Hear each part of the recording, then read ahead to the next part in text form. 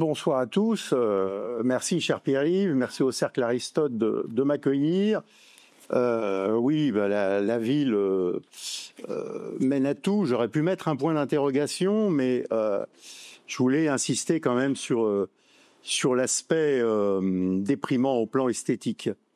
Donc effectivement, trop moche la ville, avec un sous-titre consistant à évoquer la taille, l'obésité, hein, et le sous-titre exact, c'est comment ils sont devenus laides et obèses, parce que c'est un petit peu le même problème. En fait, la laideur et le trop gros ou le trop grand, ça a bien sûr des liens, c'est-à-dire qu'à un moment donné, il y a une question de perte de proportion, de quelque chose qui devient ingérable, et c'est cette question que je vais aborder avec vous ce soir, et qui est présente dans mon livre. C'est Ivan Illich qui disait quand quelque chose fonctionne mal, en général, il y a un problème de taille là-dedans. C'est tout à fait, je crois que ça résume tout à fait mon propos, dont j'ai pas d'ailleurs, vous le verrez au cours de notre conversation, dont j'ai pas le monopole, hein, puisque je m'inscris en quelque sorte un petit peu dans la foulée, si je puis dire, d'autres penseurs qui ont critiqué le gigantisme urbain.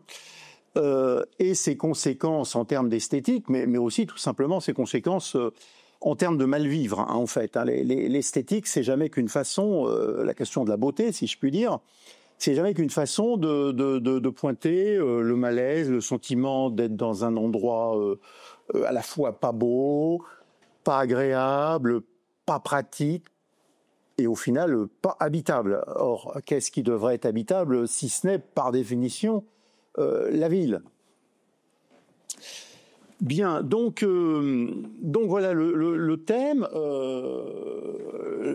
Le point de vue que je vais défendre, hein, c'est l'idée que une ville ne peut pas être agréable à vivre et belle en même temps si elle est trop grande. Alors évidemment, trop grande, c'est toujours une notion très subjective. Jacques Attali, par exemple, expliquait que pour lui, la taille idéale, c'est environ 5 millions d'habitants. Bon, pourquoi pas, hein, c'est un point de vue. Moi, je dirais plutôt entre 100 000 et 500 000. Vous voyez, donc chacun a son échelle, si je puis dire. Mais ce qui est sûr, c'est que y a vraiment un problème de... Chacun, en tout cas, va mettre une limite de taille en fonction de ce qu'il attend de la ville. Je connais personne qui considère que une ville de 100 millions d'habitants, ça ne soit pas un problème. Alors vous allez me dire, une ville de 100 millions d'habitants, il n'y en a pas. Bah, on n'en est pourtant pas très loin, parce que si vous prenez entre Abidjan, en Côte d'Ivoire, et Lagos, dans le Nigeria, vous avez quasiment 80 à 100 millions d'habitants. Et certains futurologues expliquent qu'en 2100, il y en aura 500 millions. Enfin, il faut se méfier des gens qui font des prévisions, surtout quand les prévisions concernent le futur. Donc en l'occurrence, ce que nous allons examiner, puisque vous connaissez déjà ma thèse, hein, en fait, la laideur et le malaise à habiter une ville vient essentiellement d'un problème de taille qu'il nous faudra préciser. Problème de taille qui d'ailleurs, nous le verrons, se qualifie en deux aspects. Hein. L'un, c'est la taille objective. Le deuxième aspect, c'est la vitesse de croisière. C'est-à-dire à quel rythme sommes-nous arrivés à cette taille, hein, en quelque sorte. Parce que ça, c'est aussi très important. Parce que si vous arrivez à 5 millions d'habitants avec 3 siècles pour passer de 2 millions à 5 millions, il y a une sédimentation progressive qui se fait. Si vous passez en 20 ans de 2 millions à 5 millions, ça va très vite et je dirais trop vite. Donc c'est pas la même chose. Et vous pouvez imaginer qu'en 20 ans, il n'y aura pas beaucoup de sédimentation qui va se faire. Alors que si vous avez mis 2 siècles pour aller de 2 millions à 5 millions, il y a peut-être, on peut espérer un certain équilibre qui se sera fait progressivement. Et peut-être est-ce que cette ville de 5 millions d'habitants sera finalement à peu près vivable. Même si, pour ma part, comme je vous l'ai dit, je pense franchement que au-delà de 500 000, on touche au gigantisme, on touche à la banlieusisation, mais nous y reviendrons. Alors, donc en fait, deux aspects. Nous allons voir deux aspects en fait. Le premier, c'est comment les villes croissent, puisqu'on a vu que le problème principal est lié à la taille. Et ensuite, comment lutter contre le gigantisme urbain. Alors, ce qui ne veut pas forcément dire purement et simplement les faire décroître, c'est-à-dire passer d'1 million d'habitants à 800 000, encore que pourquoi pas. Mais c'est aussi faire en sorte que ce gigantisme soit en quelque sorte apprivoisé, comme dirait Saint-Exupéry, on pourrait dire aussi domestiqué. Donc comment les villes croissent? Eh bien, déjà comment les villes sont apparues? Alors en fait, avant les villes, il y a eu les villages, les villages. En gros, à la révolution néolithique, néolithique, ça veut dire la nouvelle pierre, tout simplement, par opposition à paléolithique. Bon, en gros, il y a environ 10 000 ans, c'est-à-dire en fait, tout simplement, quand nous sommes passés à l'agriculture, en complément de la chasse, de la pêche et de la cueillette. Et à partir de là, sont apparus des villages. Alors les villages avaient surtout deux fonctions religieuses, c'était les sanctuaires et puis c'était les morts enterrés là, ou brûlés d'ailleurs, mais enfin bon, le corps des morts. Et puis il y avait une troisième fonction, c'était le commerce. Alors pourquoi le commerce? Parce que en fait les semences ça peut s'échanger. Qui dit agriculture dit besoin parfois d'irrigation. Pour irriguer, il faut se réunir, il faut réfléchir, faut créer, on n'appelait pas ça une commission, qui sert en général, comme on disait je ne sais plus qui, à enterrer les problèmes, mais pour le coup, un regroupement qui permettait de régler les problèmes, en tout cas d'avancer sur le règlement des problèmes. Donc effectivement, à partir du moment où il y a agriculture, il y a le développement des villages, dans la mesure où dès qu'il y a agriculture, apparaît très vite ce qu'on appelle le surplus agricole. C'est-à-dire, pour comprendre cette notion, très simplement, surplus agricole, c'est-à-dire que vous avez 100 personnes dans un village, il y en a 95 qui travaillent dans l'agriculture, et ça suffit à nourrir les 100. Conclusion, vous en avez 5 qui peuvent faire autre chose. Alors, qu'est-ce qu'ils peuvent faire d'autre? Alors, ils peuvent être rois, par exemple, c'est pas la plus mauvaise place. Mais ils peuvent être aussi soldats pour défendre la communauté. Et ils peuvent être aussi, ingénieurs, même si le terme n'était pas employé dans l'Antiquité. Mais enfin, il y avait des gens, effectivement, qui réfléchissaient plus que d'autres à la façon d'améliorer notre efficacité économique, en l'occurrence agricole. Ils peuvent être artistes, etc. Donc, en fait, le surplus agricole, c'est ce qui permet à des gens de vivre en fait d'autre chose, tout simplement, que de l'agriculture. C'est à partir de là qu'il y a en fait, pour le coup, une spécialisation, l'apparition de nouveaux métiers. Parce que si pour nourrir 100 personnes, il faut 100 personnes qui travaillent dans l'agriculture, tout le monde est agriculteur, si vous voulez. Alors après, il y a des inégalités, comme dirait Rousseau, il va y avoir des gens plus costauds que d'autres, mais quelque part, il y aura même pas les moyens de payer des soldats. Alors, les agriculteurs prendront une épée au moment où il y a une invasion, ils deviendront soldats à temps partiel, si je puis dire. Mais très vite, dans un corps politique, dans un État, ou une cité-État, qui est déjà un État, eh bien, vous avez quand même besoin de soldats qui ne sont pas forcément à temps plein, mais qui sont malgré tout beaucoup plus entraînés qu'un agriculteur qui, de temps en temps, va prendre une épée. Donc voilà, qui dit surplus agricole dit en fait naissance du politique.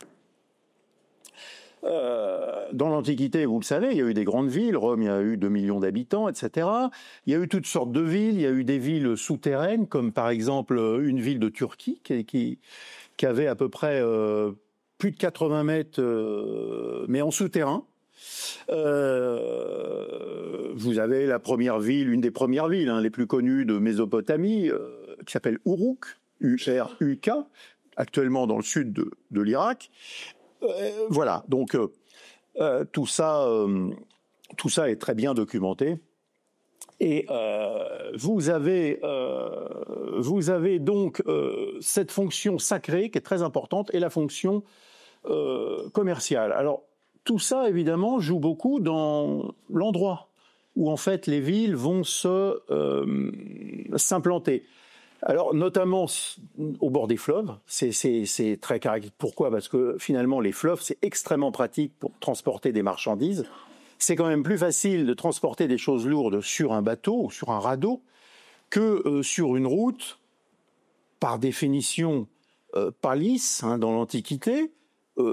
Même si elle est chaotique, c'est très coûteux de tracer une route même chaotique. Le fleuve, par définition, c'est lisse. Il n'y a pas de travaux à faire. Évidemment, il faut que le fleuve ne soit pas trop tumultueux, mais enfin bon, ce sont des choses qui peuvent se trouver en tout cas. Et donc les villes se mettent souvent au bord des fleuves et aussi, bien entendu, au bord des mers. Alors vous constaterez que de toute façon, toutes les grandes villes, ce qu'on a appelé les villes-cœurs, ont été au bord des mers. Fernand Braudel en parle, j'en dirai peut-être 2 mots, mais vous savez, il explique dans les villes-cœurs. Alors, par exemple, il y en a une qui est pas très connue, c'est Sriwijaya. Sriwijaya, c'est près de Singapour, c'est en Indonésie, c'est près de Sumatra, c'est face au détroit de Malacca, qui est d'une grande importance stratégique, mais qui était déjà, alors évidemment, c'était pas l'importance géopolitique qu'on connaît actuellement, lié d'ailleurs aussi notamment au pétrole de Bornéo, c'était pas ça qui jouait dans l'Antiquité, mais c'était déjà une route commerciale très très intéressante. Donc vous avez cette ville qui est une des premières villes-cœurs. Après vous avez eu Bruges, Venise. Vous remontez au nord, vous avez eu Anvers, ensuite vous redescendez en Italie, vous avez Gênes, ensuite vous remontez au nord, vous avez Amsterdam, après vous avez eu, pas très loin d'Amsterdam, mais plus à l'ouest, vous avez eu Londres, ensuite vous avez eu Boston, ensuite vous avez eu New York, et maintenant vous avez Los Angeles. Alors, bien sûr, c'est un résumé un petit peu... par définition sommaire, mais c'est tout ce que Braudel a appelé les villes-cœurs, qui marquent différentes étapes de l'économie européenne, puis mondiale, parce qu'après, avec New York et Los Angeles, on n'est plus dans l'économie européenne à proprement parler, et aussi les différentes étapes du capitalisme. Alors, il y a eu une grosse crise des villes, en gros, du 4e, 5e siècle jusqu'à l'an 1000, c'est-à-dire, en fait, ce qu'on a pu appeler l'Antiquité tardive, très tardive, ou qu'on appelle parfois le début du Moyen-Âge. Certains historiens préfèrent, ça ce sont des querelles dans lesquelles je n'entrerai pas, mais préfèrent expliquer que finalement, le vrai Moyen-Âge ne commence pas avant l'an 1000, quoi. Bon, c'est-à-dire en France, c'est même pas les Carolingiens, c'est après les Carolingiens, ce sont les Robertiens, qu'on appelait en fait les Capétiens, mais le premier roi c'était un Robert.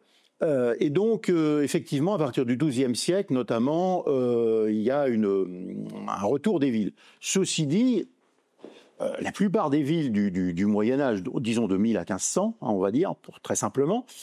1500, après c'est le début de la Renaissance, font entre 2000 et 20 000 habitants. Entre 2000 et 20 000, voilà. Jusqu'au XVIe siècle, vous n'avez quasiment, vous avez pas de ville de 100 000 habitants. Quand ça dépasse 20 000, c'est déjà remarquable. Paris, pas loin de 100 000, mais enfin, c'est déjà considérable. Voilà. Et à partir du XVIIe, vous commencez à avoir plusieurs villes qui dépassent les 100 000 habitants. Alors, il y a Londres, il y a Paris et il y a Naples. Alors, on oublie souvent que Naples a été très longtemps une ville extrêmement importante, à la fois économiquement et culturellement. Au plan de la vie intellectuelle. Et d'ailleurs, chose qu'on oublie complètement, mais jusqu'en 1850-1860, l'Italie du Sud était en fait plus développée au plan artisanal que l'Italie du Nord. Voilà. Donc voilà. Alors, la grande croissance des villes, évidemment, c'est en gros, après 1815. Hein, pourquoi? Parce que c'est l'industrie, sont toutes les innovations technologiques,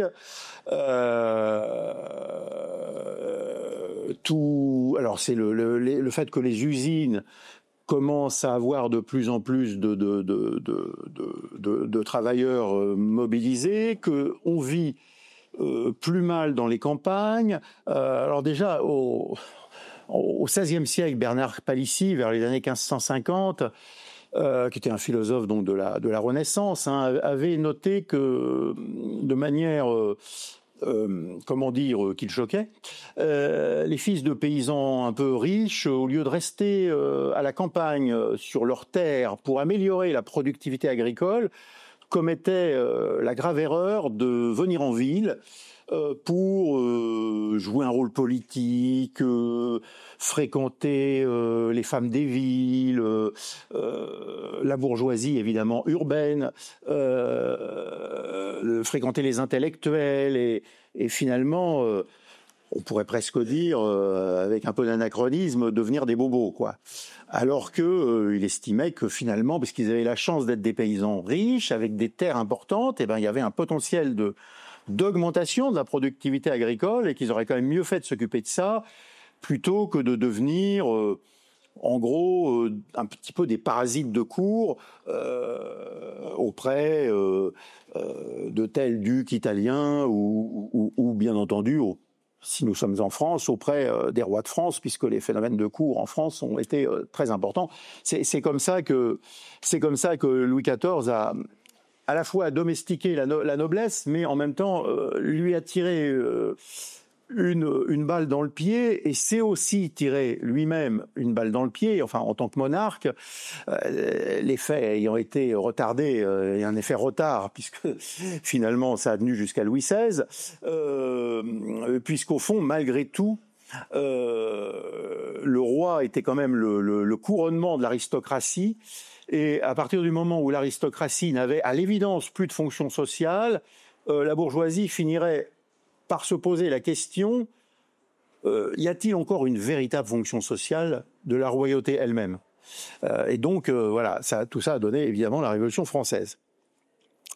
Et donc, ce qui a amené la croissance des villes, hein, c'est donc évidemment le regroupement du commerce dans les villes, des manufactures autour des villes, le développement des transports entre villes. Vous avez une augmentation absolument considérable, d'ailleurs, entre 1700 et 1800, de la vitesse de transport alors à la fois des hommes, je dis les hommes, ça inclut les femmes bien sûr, enfin des humains en France, mais aussi des marchandises. Alors pourtant, c'est pas le chemin de fer entre 1700 et 1800, non, mais l'amélioration des routes fait qu'on a gagné un temps fou dans le transport des marchandises. Et tout ça, évidemment, fait qu'il y a de plus en plus d'affaires. Alors, c'est Braudel qui explique ça, notamment dans l'identité de la France. Tout ça explique qu'il y a de plus en plus d'affaires dans les villes et que donc il y a de plus en plus de gens qui y vont, parce que c'est là que ça se passe, c'est là qu'on peut avoir des marges bénéficiaires, c'est là qu'on peut monter des affaires, trouver des partenaires, trouver des financiers pour les financer, trouver des entrepreneurs pour en définir les contours, le projet. Et donc voilà, et aussi on trouve une main d'œuvre de gens qui sont venus tenter leur chance en ville parce que la vie à la campagne, on en a vite fait le tour, et en ville on peut se retrouver dans la misère, mais on peut aussi peut-être, par un jeu de relations beaucoup plus intense que dans un village, hein, on peut aussi éventuellement réussir à avoir une ascension sociale. Ce sont des choses qu'on voit évidemment chez Balzac, hein. Ça marche dans les deux sens, puisqu'il y a aussi des descentes vertigineuses. Donc là, il y a un accroissement des villes absolument considérable à partir de 1815. Faut quand même savoir que Paris est déjà assez grand, hein. Paris a déjà 600 000 habitants en 1815, et en 1860, Paris en aura 1 million. Mais, je dis en 1860, sur la base des anciennes limites, parce qu'en 1860, il y a l'annexion des départements périphériques, et donc là, Paris dépassera 1 million par définition, puisque tous les villages, Ménilmontant, Belleville, sont annexés. Donc voilà pourquoi voilà l'explication de la croissance des villes, hein, en fait, hein, l'occasion de faire des affaires, la main-d'œuvre, la proximité des usines, des ateliers, y compris les petits ateliers, hein, parce que jusqu'en 1900, c'est vrai qu'il y a beaucoup plus de petits ateliers que de grandes usines. Une main-d'œuvre formée, des écoles de formation ou la formation sur le tas, mais aussi une main-d'œuvre tout corps de métier, aussi des spécialités que vous trouverez difficilement à la campagne, hein, un spécialiste de l'émail, un marbrier, etc. Enfin bon, toute une variété de savoir-faire que vous trouverez rassemblés dans une ville et beaucoup plus difficilement dans un village de 300 habitants, bien entendu. Les financements avec les banques, hein, et aussi les relations avec le pouvoir étatique. Parce que, évidemment, l'économie de marché, ça marche pas toujours tout seul. Ça marche aussi en s'appuyant sur des projets des pouvoirs publics.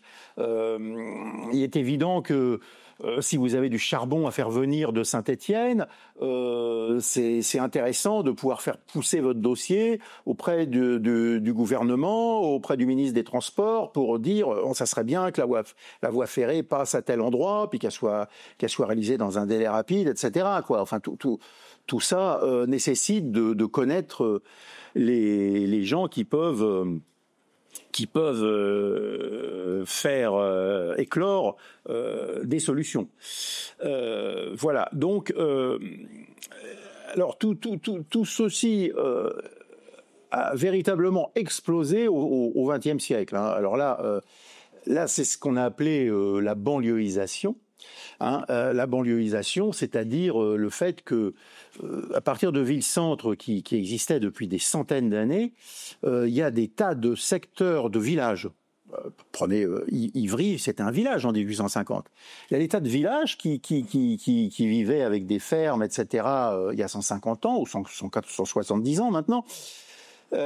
Qui sont devenus des banlieues, c'est-à-dire qui n'existent plus que au service en fait de la capitale, hein, qui sont satellisés. Et donc ça c'est quelque chose qui est clairement en route, disons dès la fin du 19e siècle, voilà. Et on en arrive à la situation actuelle où les grandes villes ont souvent maintenant plus de 25 millions d'habitants. Et ce qu'il faut quand même savoir aussi, c'est qu'il y a à peu près dans le monde 300 millions de sans-abri, hein, de sans-abri complets, hein, et 1 milliard de gens qui vivent dans des taudis, enfin dans des taudis, mais c'est quand on dit taudis, on pense à des choses du 19e siècle, en fait, qui vivent dans des baraquements précaires, enfin, qui sont aussi des taudis, hein, d'ailleurs. Mais en fait, en gros, dans de l'habitat autoconstruit, c'est-à-dire des tôles récupérées, quelques parpaings récupérés, etc.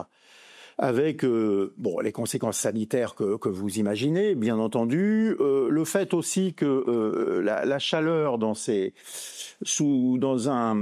espèce de baraquement en parpaing sous une tôle est bien entendu supérieure à celle que vous avez dans un logement, disons, ne serait-ce qu'haussmannien, même s'il n'y a pas de climatisation. Voilà, et même si on a pu dire beaucoup de bêtises sur le réchauffement climatique et en amplifier considérablement la gravité, sans parler du débat sur son origine, anthropique ou non anthropique, il est bien certain que de toute façon, dans un certain nombre de pays, quand vous avez des dizaines de millions de gens qui vivent dans des baraquements en tôle, c'est quand même une catastrophe sanitaire. Hein, c'est tout à fait évident. Bien, donc voilà. Alors voilà donc l'accroissement des villes qui a inquiété aussi bien des gens comme Ellul, Jacques Ellul, Lewis Mumford, qui a été étudié par Paul Béroche, par tout un courant, disons, qu'on appelle globalement, par Murray Bookchin aussi, d'ailleurs, tout un courant qu'on appelle les objecteurs de croissance. D'ailleurs, je préfère ce terme à celui de décroissant, parce que le terme de décroissant, partisan de la décroissance, laisserait penser... Alors déjà, on ne sait pas si ça veut dire décroissance. Est-ce que ça veut dire croître moins vite, c'est-à-dire croître à 1%, plus 1% au lieu de plus 3%, c'est une forme de décroissance. Est-ce que ça veut dire une croissance négative, c'est-à-dire que vous passez de 100 à 95, donc vous baissez réellement, voilà. Voilà, donc je préfère objecteur de croissance, c'est-à-dire qui, à chaque fois qu'il y a cette religion de la croissance, qui dit, mais attendez, est-ce que c'est la croissance de quelque chose de positif ou non ? Si c'est la croissance du niveau général d'éducation, c'est très bien. Si c'est la croissance du taux de lecture de livres de qualité, c'est très bien. Mais si c'est la croissance de choses inutiles, ou la croissance de gadgets, ou la croissance du nombre de gens qui jouent à des jeux vidéo, c'est peut-être pas une croissance souhaitable. Donc je suis plutôt pour la croissance sélective et la décroissance sélective, c'est-à-dire qu'il y a des choses, il est bien qu'elles croissent, et il y en a d'autres, il est bien qu'elles décroissent.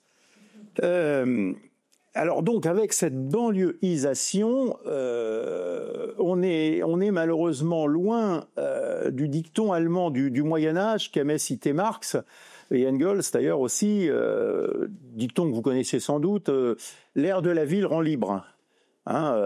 Dicton très connu qui renvoyait bien aux avantages de la ville, parce qu'il y en a, bien entendu, qui sont un certain anonymat, capacité par exemple de faire de la politique qui peut être plus facile en ville, parce qu'on peut se retrouver plus discrètement si le pouvoir est totalitaire ou néo-totalitaire qu'à la campagne, où tout le monde sait ce que vous faites. Donc, liberté de mœurs aussi, bien entendu, voilà. Donc, effectivement, la ville maintenant, avec tout ce que nous avons connu depuis les mesures néo-totalitaires, de confinement liées au Covid, etc., de couvre-feu, on a vu que l'air de la ville ne rendait pas libre, même si les campagnes elles-mêmes étaient surveillées par hélicoptère. Donc, la vidéo surveillance, joliment appelée vidéoprotection, mais en fait, la vidéo surveillance, c'est un flicage généralisé, tout simplement. Donc, malheureusement, la tendance est à ce que la ville soit un endroit avec la reconnaissance faciale absolument dépourvu de toute liberté, le culte de la transparence étant mis au service en fait du contrôle de tous par l'État. Par l'État avec la complicité de toutes les grandes structures technologiques, ce qu'on appelle les GAFAM. Voilà. Alors, donc, je crois nous sommes tous d'accord sur le fait que tous les analystes et tout simplement tous les gens qui prennent un peu de recul sur la vie en ville sont tous d'accord sur le fait que les villes trop grandes sont invivables. Jacques Attali lui-même, qui n'est pas un traditionnaliste ni un conservateur, expliquait dans quelques entretiens récents que pour lui, les villes moyennes étaient de très loin les plus agréables à vivre. Donc pour le coup, il fait le même constat que Lewis Mumford, et qui est le constat que je fais aussi, et que il parlait des villes moyennes françaises, là pour le coup. Donc les villes moyennes françaises, c'est Nevers, 40 000 habitants, c'est Le Mans, 150 000 habitants, c'est Troyes, 170 000, quelque chose comme ça. C'est les villes moyennes, c'est même pas Bordeaux, parce que Bordeaux, c'est pas une ville moyenne, c'est une grande ville française. En fait, vraiment les grandes villes françaises, c'est Paris, Lyon, Marseille, Toulouse, Bordeaux. Bon, j'en oublie peut-être une ou deux, mais pas tant que ça. Les villes moyennes, c'est plutôt alors Nantes, ça fait vraiment partie entre les villes moyennes et les très grandes villes. Bon, les villes moyennes, ça serait parmi les plus grandes, on pourrait dire Rennes, mais ce serait plutôt Angers. Bon exemple de ville moyenne. Bon, Le Mans que je citais, Strasbourg, bon, entre ville moyenne et grande ville, entre les deux, toutes les préfectures peuvent être considérées comme des villes moyennes, dont certaines n'ont guère que 20 000 habitants, comme vous le savez. Et donc, effectivement, ces villes moyennes sont souvent plus agréables à vivre, à condition, bien entendu, qu'elles ne soient pas en complet déclin. C'est-à-dire que, bon, il y a une grande différence entre, si vous êtes à Guéret, vous n'aurez aucune université. Si vous êtes au Mans, vous avez quand même une université. Donc, vous êtes à la fois dans une ville qui n'est pas immense et qui, malgré tout, n'est pas dans un vide culturel excessif, sans compter que vous avez un TGV, vous n'êtes pas loin de Rennes avec de grandes universités, donc bon, mais c'est effectivement, si vous êtes à Guéret, à la fois vous n'avez pas grand-chose sur place et vous n'avez pas grand-chose à moins de 100 km. Donc vous voyez, c'est tout ce qui fait la différence entre les villes moyennes, agréables à vivre pour des gens de 30-40 ans, et celles qui seront peut-être agréable à vivre, mais pour des retraités qui n'ont pas beaucoup d'exigences culturelles et dont la principale activité sera de regarder la télévision. Donc là, effectivement, pour eux, Guéret, ça pourrait aller, mais pour un jeune couple, il vaudra mieux Le Mans, parce qu'on peut imaginer qu'ils souhaiteront que leurs enfants aient un minimum de choix en matière de lycée, et un minimum de choix au plan universitaire, quitte à quitter la ville du Mans ensuite, mais tout de même ne pas être totalement obligé de faire transplanter les enfants ailleurs dès que les enfants ont l'âge de 18 ans. Donc voilà. Et alors ensuite, comment lutter contre le gigantisme urbain? Alors donc ça c'est la partie, si je puis dire, remède. Alors Lewis Mumford, dont je vous recommande le livre La Cité dans l'Histoire. Mumford, il est mort en 1990, il est mort à 95 ans, il était né en 1895. Il a commencé à écrire en 38 un livre sur les sociétés urbaines. Et La Cité dans l'Histoire, son livre doit être de 1946, qui a été mise à jour. Si vous l'achetez, essayez d'acheter la dernière édition mise à jour. Il l'a mis à jour je crois en 89, c'est-à-dire quasiment un an avant sa mort. Comme très bon livre aussi sur ces questions, vous avez le livre de Wolf Schneider qui s'appelle de Brasilia, de quelque chose à Brasilia, de Babylone à Brasilia, je crois. De Babylone à Brasilia, c'est paru chez Plon en 1960, traduction d'un livre allemand. En l'occurrence, vous avez Lewis Mumford, donc, qui est un critique très fin. Alors, on l'a critiqué, les historiens l'ont critiqué en disant « mais il émet des jugements de valeur ». Ben oui, il émet des jugements de valeur, parce qu'on ne peut pas parler de la ville sans un minimum d'affect. Il explique que, visiblement, dans les quartiers qui ont poussé trop vite, dont l'habitat est de mauvaise qualité, dont les transports sont défaillants, où les pauvres sont vraiment regroupés les uns sur les autres, les gens vivent mal. Oui, c'est un constat qui n'est pas inintéressant. Alors évidemment, c'est quelque part, ça touche au jugement de valeur. Les historiens lui en ont fait le reproche. Bon, en tout état de cause, on ne peut que constater que Mumford a mis l'accent sur un malaise qui doit nous intéresser, puisqu'on a actuellement 55% de la population mondiale qui vit dans des villes, et bientôt ça sera 80%. Et encore, le chiffre actuel de 55% me paraît un peu sous-évalué. En fait, quand on dit ville, pour le coup, 55%, on ne parle que des grandes villes, mais il y a beaucoup de gens qui vivent dans des villes de 20 000 habitants, ils sont pas dans ces 55%. Ce sont pourtant déjà des villes. Donc, Mumford, il a proposé le polycentrisme. Alors, il l'appelle différemment, il l'appelle le régionalisme. Alors, il considère qu'en fait, il faut faire en sorte qu'il y ait des réseaux de villes par région et que chaque région soit en quelque sorte autosuffisante. C'est-à-dire que chaque région ait ses activités agricoles, ses activités industrielles. Donc en fait, c'est quoi? C'est la relocalisation, hein, tout simplement. C'est la reterritorialisation. Et c'est aussi le fait que les villes fonctionnent en quelque sorte en réseau.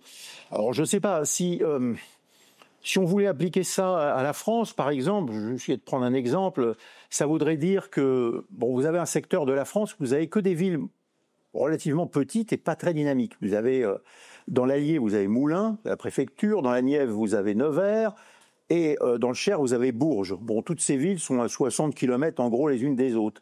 Et elles ne sont pas très dynamiques. Ça voudrait dire qu'elles fonctionnent en réseau, qu'elles aient par exemple une université éclatée sur les 3 villes, avec des trains relativement rapides sur ces 3 villes, de façon à acquérir toutes réunies une taille critique. Toutes réunies, ça fait quand même dans les 200 000 habitants. Donc vous voyez, c'est ça un peu le raisonnement de Lewis Mumford et son projet de ville en réseautage et de régionalisation urbaine, de création de régions urbaines. Si on l'appliquait à la France, ça peut donner ça. Voilà. Donc voilà. Ce principe de zone autosuffisante a été appliqué à une échelle plus petite. Alors là, j'ai parlé de régions urbaines, j'ai cité par exemple Nevers, Bourges, Moulins, j'aurais pu rajouter peut-être Châteauroux, qui est pas loin de Bourges non plus. Mais on peut appliquer ce principe, et c'est ce qu'ont fait un certain nombre de philosophes et d'urbanistes et d'architectes. Alors je pense à Patrick Geddes, je pense à Ebenezer Howard, l'anglais Ebenezer Howard.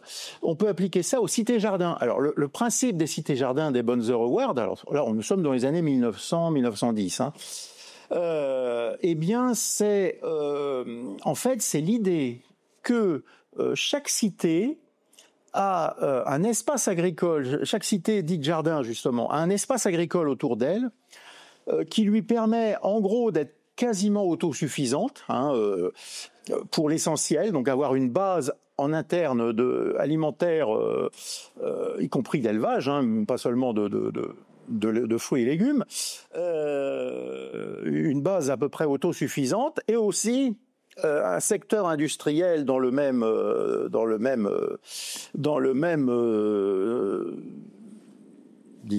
espace urbain, voilà, qui permettent à cette cité-jardin d'être elle aussi autosuffisante. C'est-à-dire que, à la limite, vous trouvez votre menuisier à côté, vous n'êtes pas obligé de faire venir des meubles de Suède pour quand vous voulez faire des travaux d'aménagement. Enfin, vous avez un serrurier, un métallier pas très loin, etc. Bon, il s'agit pas d'une autarcie intégrale, c'est pas l'objectif, mais il s'agit d'une autonomie, d'une vraie autonomie, et donc d'une autarcie partielle.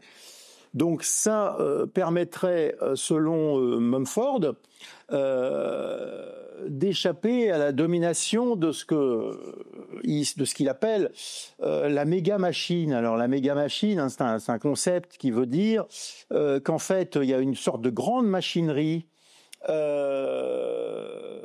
qui mêle en fait l'État, les grandes structures privées, notamment les grandes entreprises privées, les grandes administrations urbaines, et qui fait que l'homme et même les petites entreprises, les artisans, ne sont que des rouages de cette méga machine, et que finalement vous n'avez aucune capacité d'avoir une prise en fait sur votre destin. Et alors cela s'oppose à ce qu'on appelle le municipalisme. Alors certains parlent du municipalisme libertaire, comme Murray Bookchin, mais enfin, même si on n'ajoute pas, pourquoi pas d'ailleurs, libertaire, ça veut dire en fait une auto-administration à l'échelle municipale. C'est tout le contraire de ce qu'on voit avec le développement des intercommunalités, qui rendent encore plus opaque non seulement vous avez une démocratie par délégation, puisque vous ne décidez pas vous-même des projets, mais vous élisez une équipe municipale. Mais en plus, cette équipe municipale, finalement, a assez peu de pouvoir, puisque presque tout est géré maintenant par les intercommunalités. Donc ça, c'est totalement contraire aux propositions pour lutter contre le gigantisme urbain, qui sont celles de Mumford, que je partage pleinement, du reste, comme je l'explique, et qui consistent à essayer de traiter les problèmes, principe de subsidiarité, au plus bas niveau possible. Alors évidemment, certains problèmes, la pollution de la Seine, évidemment, ça ne va pas se traiter au niveau d'une petite commune, c'est bien sûr. Mais quand un certain nombre de choses peuvent se traiter à un niveau de proximité, il faut absolument le faire. Il y a toute une série de choses qui peuvent être traitées, le compostage, des choses comme ça, à un niveau le plus proche possible des citoyens. Donc voilà, voilà les propositions. Et alors, si vous voulez, en termes d'urbanisme, vous avez des villes qui, sans être parfaites, ont quand même su échapper aux aspects les plus, critiquables du gigantisme urbain. Ce sont par exemple les villes polycentriques. Par exemple, Tokyo est une ville polycentrique. C'est-à-dire que tout ne se résume pas à une place centrale. Il y a plusieurs foyers d'animation, de vie culturelle, sociale, etc., sportive. Et donc, le fait que la ville soit extrêmement étendue est légèrement compensé, même si c'est tout de même une ville excessivement étendue. Mais bon, ça c'est le problème du Japon. Il y a quand même 120 millions d'habitants sur un territoire qui doit être un petit peu plus petit que la surface de l'Italie. Et malgré tout, ce polycentrisme compense la très grande importance de l'agglomération de Tokyo. Après, vous avez des villes complètement artificielles qui n'ont pas d'avenir. Je pense à Dubaï, qui s'écroulera le jour où les Émirats n'auront plus les moyens de faire des dépenses faramineuses pour une ville, entre guillemets, gadget, en quelque sorte. Puis vous avez des projets comme le projet Neom, projet complètement aberrant d'une ville de 100 km de long et d'1 ou 2 km de large, et peut-être même pas de large. Une ville, en fait, comme un crayon, mais même beaucoup plus fine que ça et beaucoup plus long que mon crayon, entièrement automatisée. Je pense que ça donnerait lieu à des catastrophes absolument terribles. Voilà, on est dans le délire le plus complet. Ça se veut d'ailleurs, soi-disant, une ville écologique, puisque maintenant tout se veut écologique. Voilà. Donc voilà ce que je souhaitais vous dire. On pourrait continuer. On pourrait parler de l'écologie sociale de John Clarke. On pourrait parler d'un autre sociologue théoricien d'écologie sociale. C'est Clarence Stein, voilà. Mais je pense que ce qui me paraît important, c'est encore une fois non seulement d'avoir des villes qui soient proportionnées à ce qu'est un pays. Par exemple, la France, c'est pas un pays démesurément peuplé, 69 millions d'habitants. Il y a 1% du territoire français qui regroupe à peu près 15 millions d'habitants. Donc 15 millions sur 69, sur 70, on va dire, sur 1% du territoire national. Ça veut dire qu'en fait, c'est, comme disait Jean-François Gravier dans les années 1950, Paris est le désert français. Je ne sais pas si vous vous rappelez de ce livre. C'est-à-dire qu'effectivement, on peut dire Paris et quelques villes, Paris, Toulouse, Bordeaux, Lyon, Marseille, et le désert français. C'est-à-dire qu'en dehors des grandes villes qu'on pourrait appeler les villes TGV, la France est vide. Ça se voit quand vous vous promenez en France. La France est vide.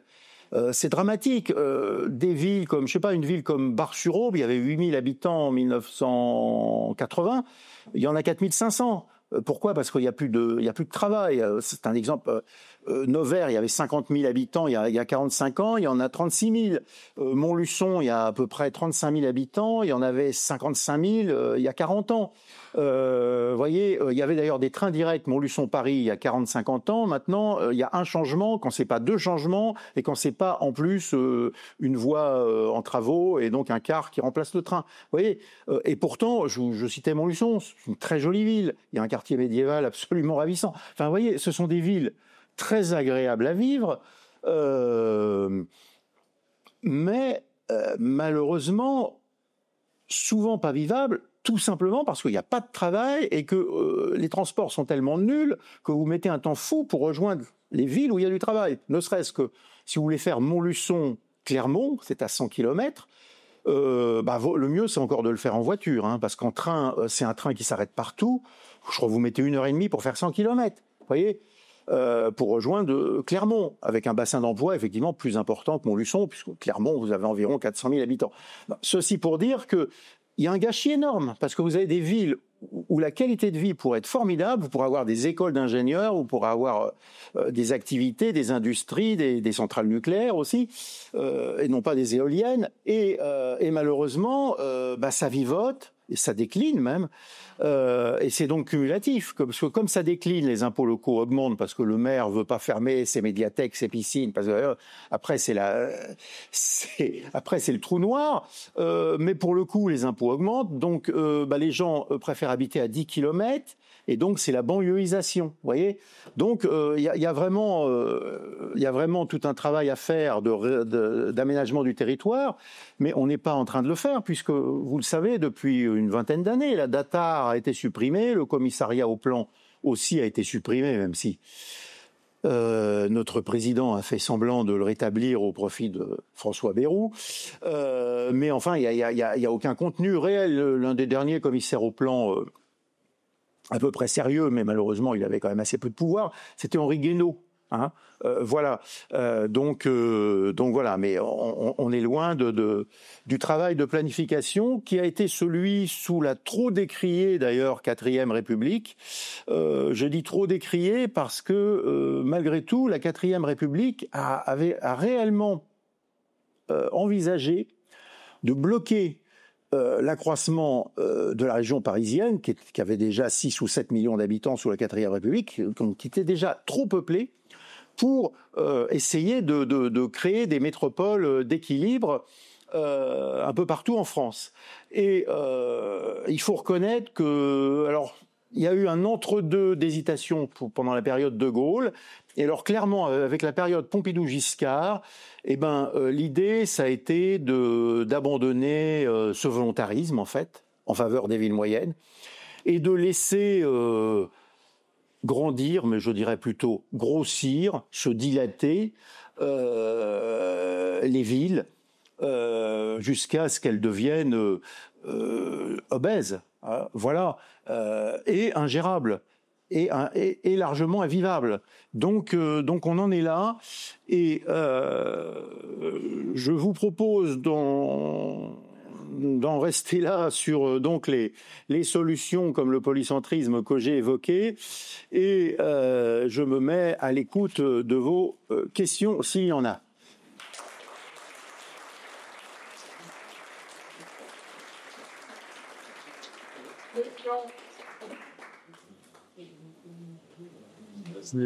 Ouais, première part, la question que je voulais poser, c'est qu'est-ce que vous dites, c'est très bien, mais la question aussi des mois et demi, tout dépend aussi, vous l'avez un petit peu évoqué, mais la tranche d'âge. Moi qui suis en début de trentaine, m'installer dans une ville moyenne, nous, on est un jeune pour les opportunités professionnelles sont dans les grandes villes, les hôpitaux sont dans les grandes villes. Finalement, dans les villes moyennes, il n'y a plus grand-chose. Vous n'avez pas évoqué des hôpitaux, tous les services publics qui ferment, qui se réduisent. Pour faire la moindre activité, il faut parcourir des kilomètres. Et nous, moi qui grandis en région parisienne, je suis habitué, à 23 heures, je peux avoir, quand j'ai envie de manger, je trouve. Et tandis que je vais dans une ville moyenne, mon ex habitait dans une ville, c'était dans la t'étais dans le Gard. Alors, j'avais pas tout ça. En fait, et après, quand on est plus âgé, pour des familles, c'est peut-être beaucoup mieux. Mais pour des jeunes, même Paris, bah, ce sont les jeunes cadres dynamiques qui élitent à Paris. Tout dépend aussi de notre entourage et de notre propre conviction. Est-ce que tout est concentré? Ça reste dans les grandes villes, des universités sont à Paris. Il y a tout. Oui.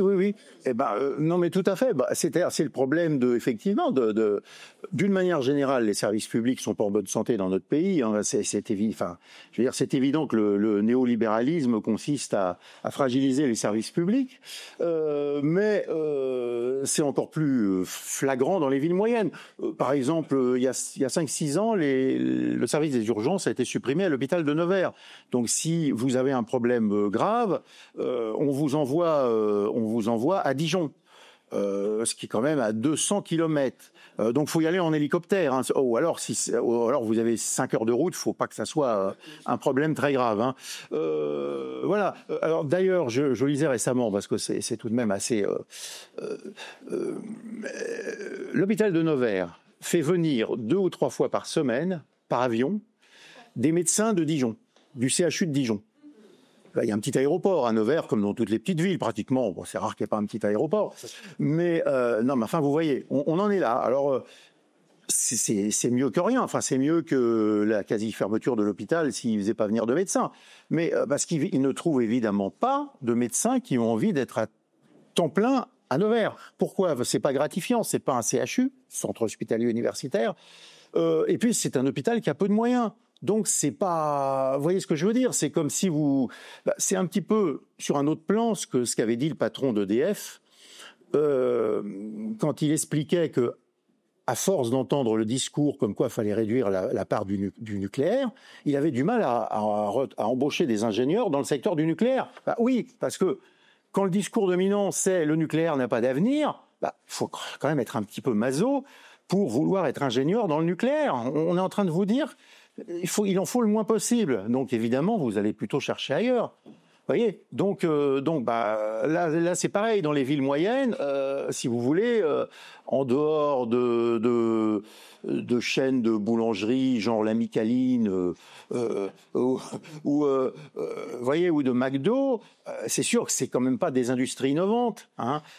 Donc c'est bien sympathique, mais c'est un peu léger tout ça. Donc voilà quoi, c'est absolument dramatique. Parce qu'il y a 40 ans, vous pouviez avoir des gens qui faisaient un artisanat assez pointu, de choses de qualité, etc.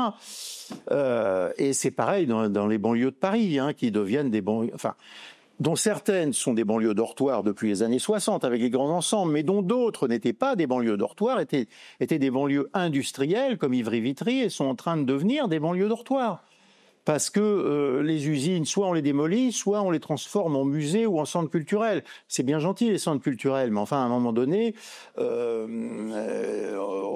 il faut de l'industrie. En France, on n'a plus que 9% du PIB qui vient de l'industrie. Voilà. Et en Allemagne, ils en sont encore à plus de 20%. Oui, non, je vais ici pour être content, je vais abonder dans votre sens et aussi dans le vôtre. En prenant l'exemple du nucléaire, j'ai travaillé en centrale nucléaire. Je sais qu'une des histoires que disaient les agents d'EDF, c'est que la mutation à la centrale de Chaux, CHOZ, près de Charleville-Mézières, dans les Ardennes, c'est quasiment cause de divorce pour les agents d'EDF. S'ils sont mutés là-bas, enfin, c'est plus de la mutation. Hors de question, ton règne se perd, on se prouve qu'il est loin des opéras, de théâtre, des sorties culturelles, etc.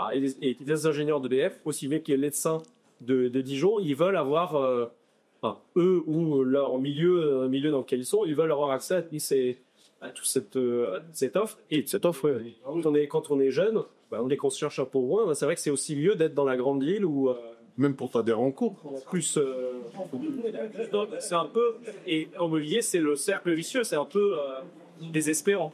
Oui, il y a des secteurs comme, c'est vrai que Charleville-Mézières, il y a une très jolie place, hein, d'ailleurs, mais enfin, en dehors de la place, il n'y a pas grand-chose. Et c'est vrai que vous êtes quand même assez loin de la grande ville, la moins loin, c'est Metz, autrement, c'est en Belgique. Charleroi peut-être, enfin bref, mais oui, c'est pas très emballant. Enfin, les gens, les ingénieurs par exemple, voudront être à Dijon, à ces grandes villes culturelles, éventuellement à Nancy, à Strasbourg, mais effectivement, vous aurez du mal à les faire venir à Charleville-Mézières.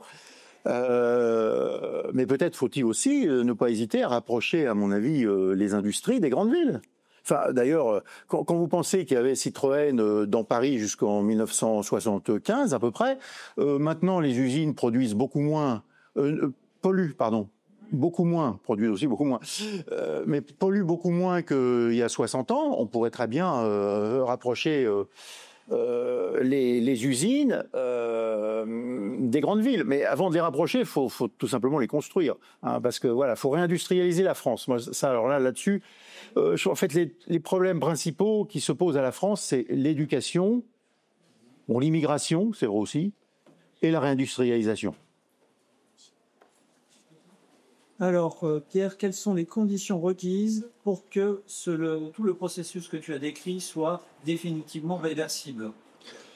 Alors, c'est pas compatible avec une économie libérale. Donc, en gros, c'est difficilement compatible avec une économie capitaliste. Donc, je pense qu'il faut une économie largement planifiée. Il faut la propriété collective des grands moyens de production et d'échange. Bon, à mon avis, un pays qui maîtrise son économie, c'est un pays où 30 à 40% du PIB vient du secteur public. En gros, comme la Chine populaire. Voilà. Donc, il faut en fait qu'il y ait un État stratège. Et pour qu'il y ait un État stratège, il faut que l'État contrôle les grands moyens de production et d'échange. Bon, tout le secteur bancaire doit bien entendu être nationalisé. Et puis, il faut effectivement que les secteurs stratégiques soient contrôlés par l'État. Les transports, l'énergie, l'EDF, etc. Et donc, voilà, il faut pouvoir agir sur les principaux leviers. Et puis, l'économie libre, ça doit être 70%, le reste, quoi, en fait. Voilà, mais libre, mais encadré, avec des contrats, des contrats de plan. Ouais, donc c'est soit l'économie chinoise actuelle. Ça pourrait être l'économie hongroise des années 70, ce qu'on appelait l'économie socialiste de marché. En tout cas, c'est pas l'économie française actuelle. Moi, personnellement, je suis totalement antilibéral et je pense qu'effectivement, tant qu'on n'a pas un très fort secteur public, on ne peut pas avoir une action stratégique sur l'économie. Autrement dit, sortir de l'Europe. Ah bah bien entendu, de l'Union européenne, qui est une caricature, qui est en fait le suicide de l'Europe. Hein. C'est contraire aux intérêts des peuples européens. Là, vous parliez du manque d'attractivité des petites villes, effectivement, mais ce manque d'attractivité est sciemment organisé par le pouvoir. Et un exemple très concret, Sarkozy, par exemple, l'une de ses premières mesures, pour des économies de boules de chandelle au ministère de la Justice, qu'on supprime les tribunaux d'instance de province.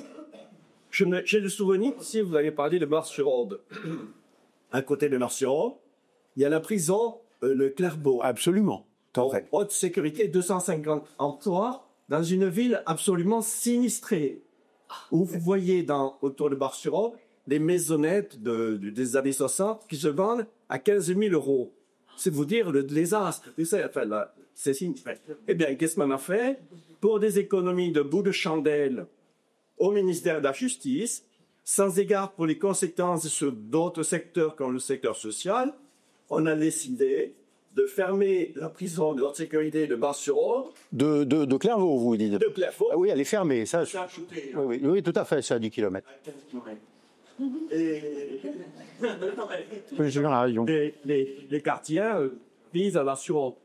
Et donc, on l'a reconstruite en banlieue parisienne. Je crois qu'on l'a reconstruite aux alentours de Troyes, mais enfin, je ne suis pas sûr.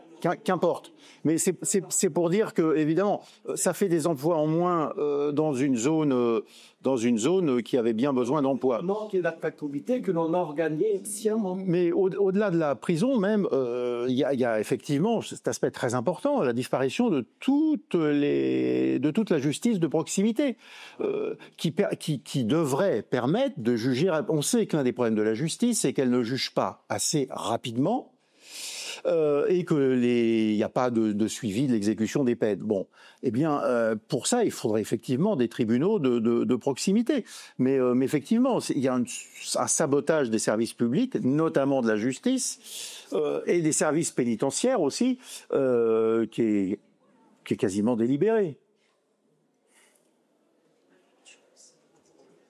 Bonsoir. J'aurais dit question d'abord. Qu'est-ce que pense l'actualité développe évidemment des théâtres de la Blache? Parce que l'idée de la Blache crée ces questions-là d'une certaine manière autour des concepts de ville régionale, coin nodaux. Or, aujourd'hui, on voit un peu d'une certaine manière l'actualité de ces... surtout aussi la question de la régionalisation. Ça, ce serait ma première question. Et ma deuxième question, ce serait quelle différence faites-vous entre l'urbanisation et l'aménagement du territoire? Puisque c'est deux concepts qui, certes, se rapprochent, mais qui ont été très nécessaires, comme vous l'avez dit, notamment durant les années 50, avec l'institution de la date et, enfin, l'institution de la data. Non, de la date, la direction de l'aménagement du territoire. Ah oui, d'accord. Mais après, qui a pris de pouvoir de plan sur les questions d'aménagement du territoire en laissant l'urbanisation au ministère de l'urbanisation et la reconstruction. Parce que, vous avez cité à un seul moment l'aménagement du territoire en porte-concept et avec la DAF, vous avez eu derrière ce cas de véhicules de gravier qui réactualise cette notion de l'aménagement du territoire. Mais j'ai pas très bien senti les années. Comment vous différenciez l'urbanisation de l'aménagement du territoire? L'aménagement du territoire est un moyen de maîtriser l'urbanisation, en fait. L'aménagement du territoire, ça consiste à orienter les flux vers tel ou tel secteur plutôt que vers tel et tel autre, à désengorger, par exemple, les secteurs déjà engorgés. Voilà, donc l'urbanisation, c'est un phénomène qui a sa dynamique propre et sur lequel on peut essayer d'agir par l'aménagement du territoire. En fait, c'est ça voilà. Sachant que, et bien entendu, il y a des dynamiques qu'on ne pourra pas empêcher. Il y aura toujours une tendance par exemple, des retraités à préférer passer leur retraite, pour ceux qui en ont les moyens, en Provence, plutôt, qu'on évoquait d'ailleurs Charleville-Mézières, ou à Arras, pourtant très jolie ville d'ailleurs. Mais ça c'est ce que doit faire l'aménagement du territoire, c'est malgré tout s'appuyer sur les points forts des territoires pour leur donner leur chance, en fait. C'est ça, voilà, c'est ça la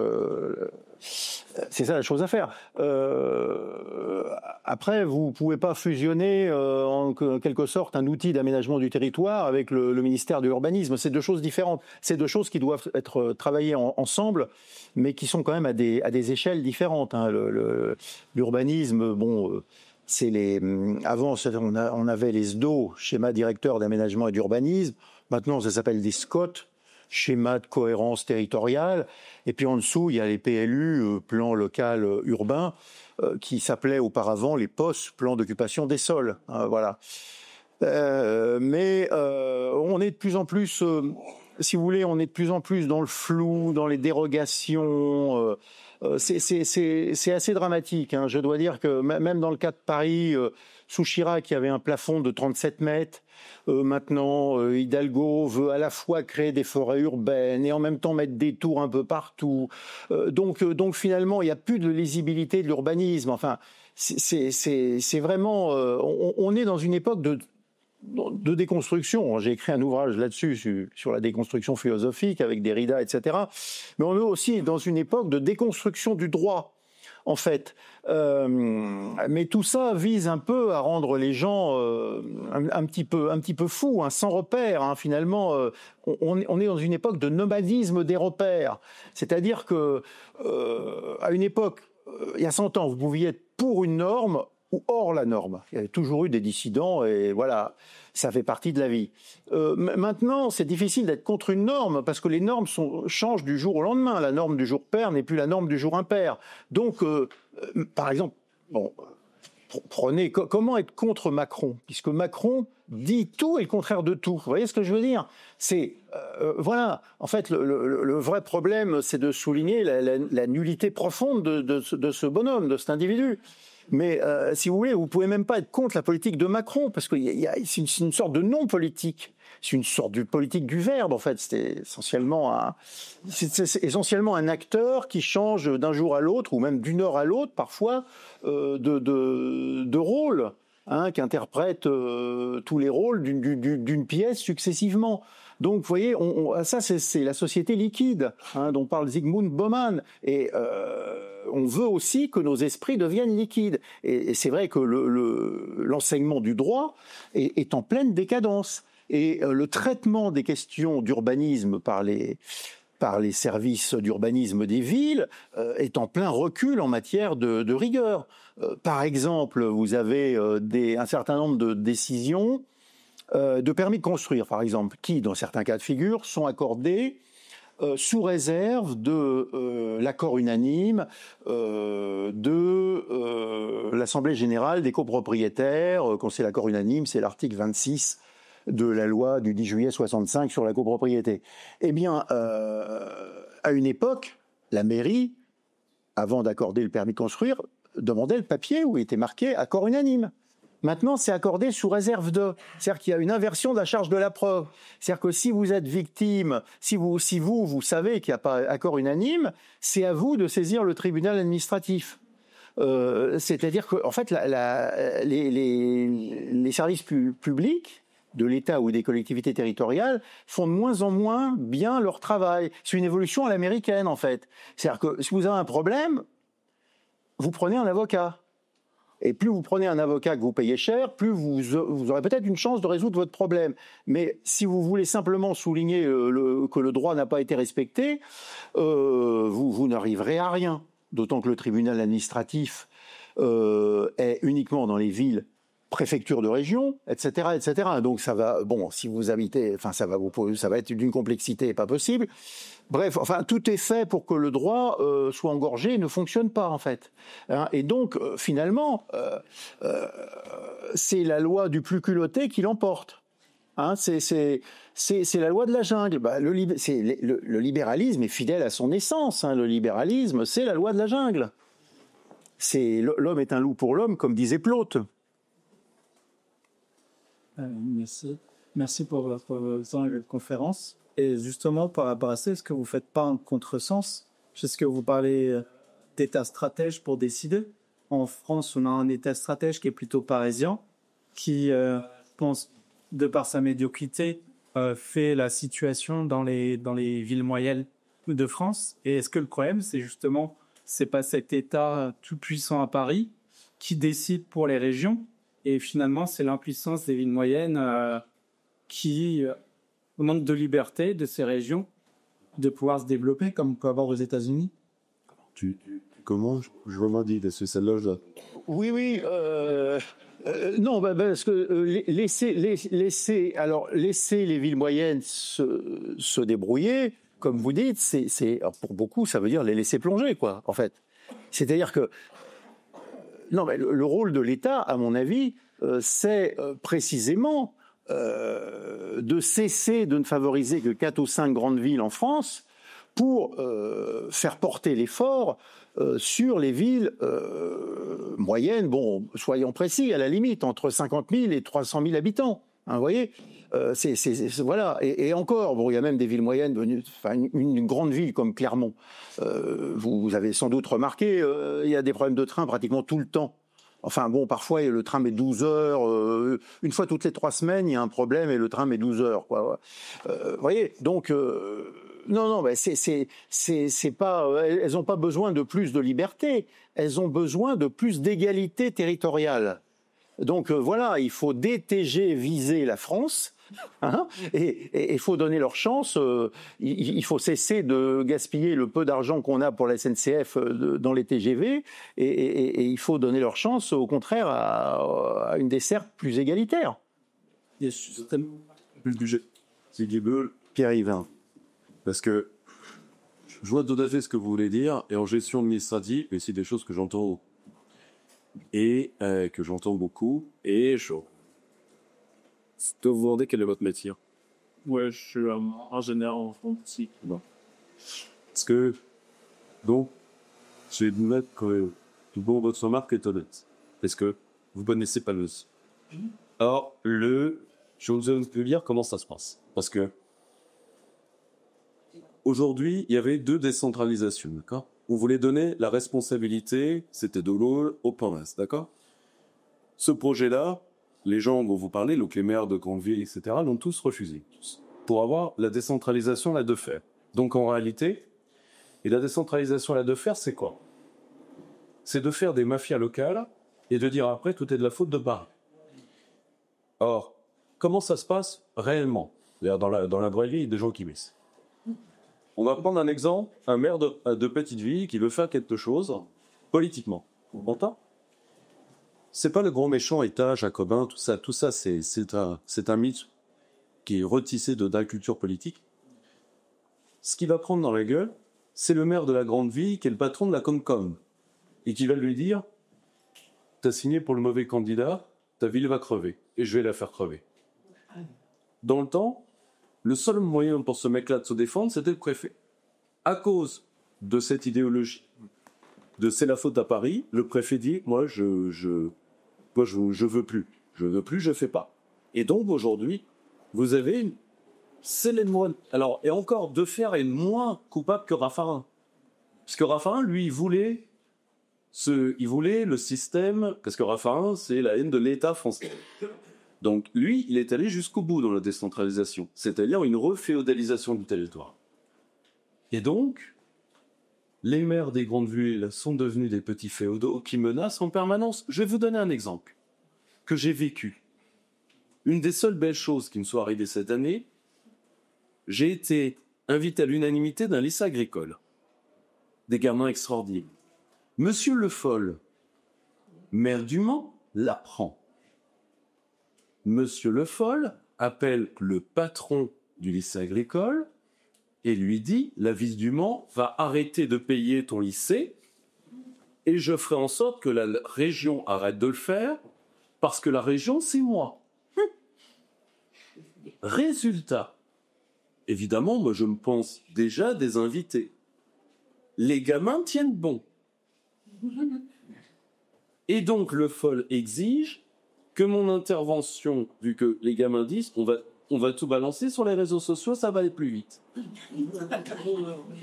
Le Foll, nous sommes dans l'année électorale, se dit j'ai peut-être pas besoin de ça.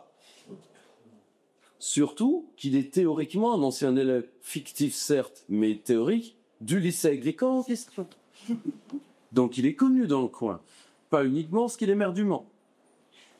Et donc il va exiger que je ne sois pas physiquement avec les élèves, que je passe en visio, que je ne parle pas plus de 40 minutes, que je ne parle pas d'un certain nombre de sujets, que mon intervention ne soit jamais diffusée, qu'elle lui soit par contre copiée et qu'elle lui soit donnée, et qu'il ait le droit de me répondre et que je n'ai pas le droit de voir ce qu'il va me répondre. C'est ça, vous voyez? Et là, pour le coup, vous voyez, c'est... Or, si vous voulez, le problème, c'est que la réalité est à l'inverse de ce que vous pensez. Ce que vous disiez était, à la rigueur, audible dans les années 60. Le problème, c'est qu'à cause d'un récit écrit par des édiles de province et des régionalistes plus ou moins frelatés, et qui est devenu l'arrière-fond de sauce d'une certaine droite. Parce que c'est un récit qui est facile à apprendre et peut travailler, ce qui sont les 2 caractéristiques de la pensée de droite historique en France. Or, le problème, c'est qu'en réalité, cette situation-là n'existe.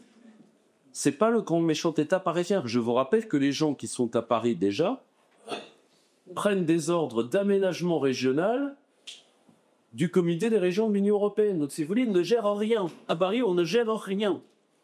Or, la seule chose, c'est que Paris existe. Vous détestez Paris. Mais de faire de Paris un centre de pouvoir, il faut. Et surtout, tous les féodaux vont demander à Bruxelles de les aider à bousiller Paris, pour pouvoir, eux, être les roitelets chez eux.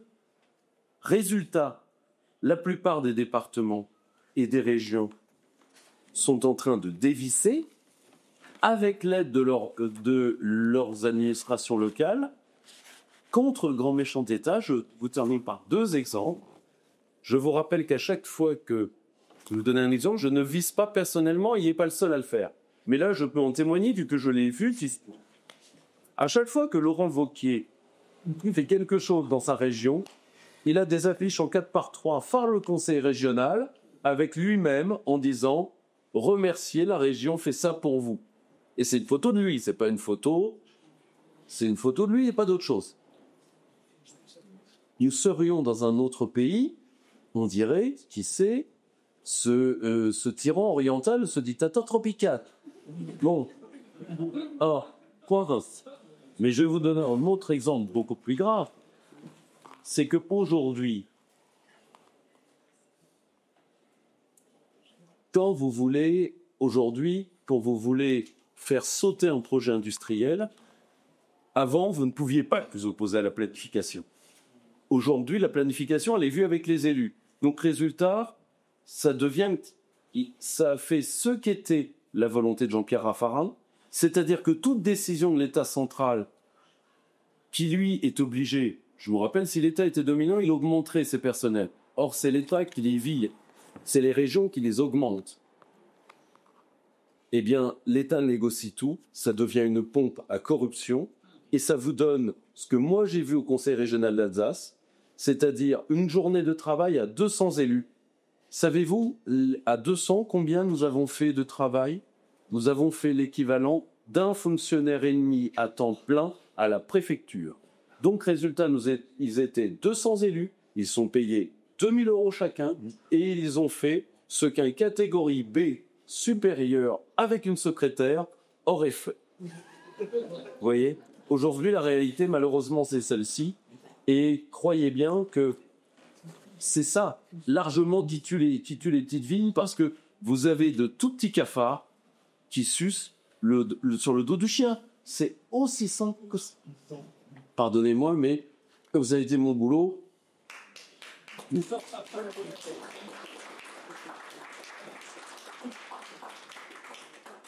Oui, merci pour votre attention. Comment venir sur cette question-là, le recommande de 60 heures € sur la brigade des schools. Est-ce que selon vous, c'est que la bonne chose à faire? Qu'est-ce que vous repenseriez si, que déjà, c'est d'accord pour un référendum sur une vision de territoire de la France, mais qu'est-ce qu'on pourrait repenser et proposer aux Français sur un mode d'organisation pour que les gens soient associés à ce débat? Moi, je pense que, bon, alors, je ne suis pas sûr qu'il faille commencer par un référendum sur ces questions. Il y a peut-être d'autres sujets, d'ailleurs, qui nécessiteraient un référendum, mais pour le coup, on est dans une telle... Enfin, la Ve République, telle qu'elle est devenue, n'a tellement peu de rapport avec ce qu'elle était à l'origine. Bon, déjà, il y a quand même le grand changement de 62, l'élection du président au suffrage universel, qui s'est avéré...